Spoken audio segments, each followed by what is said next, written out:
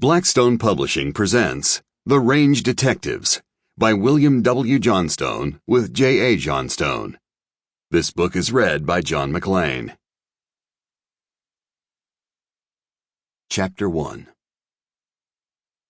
The rider, who brought his horse to a stop at the edge of a pine-covered bluff so he could look out over the verdant Tonto Basin country, was young, with clean-cut features and dark hair under a thumbed-back Stetson. He sat his saddle with the easy grace of a born horseman, but a certain tenseness gripped him as well, a readiness for trouble.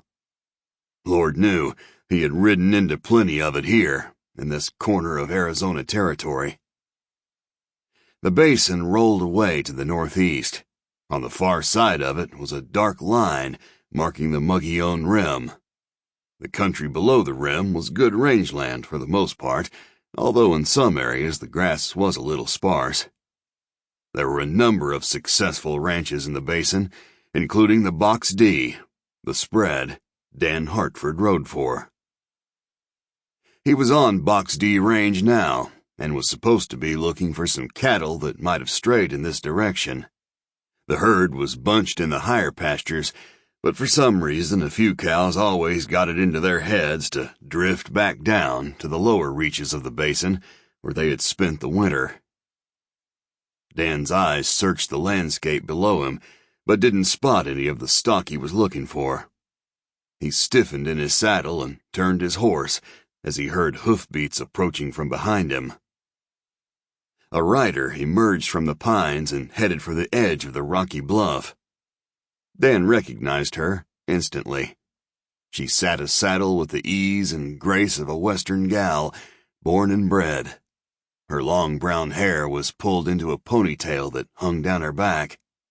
She wore a soft flannel shirt, a split riding skirt, and a flat-crowned black hat with a cord pulled snug under her chin. A sheath strapped to the young woman's saddle carried a short-barreled Winchester carbine. It had been a good while since there had been any Indian trouble around here, but there were always four-legged varmints to think about, and plenty of two-legged ones as well. The young woman rode up to Dan and reined in. He gave her a curt nod and said, "Mrs. Dempsey?" "Hello, Mr. Hartford," the wife of his employer said, her voice cool but not unfriendly. "What are you doing up here this morning?" "Looking for stray stock, as usual." "Have you found any?" "Not yet. The day is young." Sample complete. Ready to continue?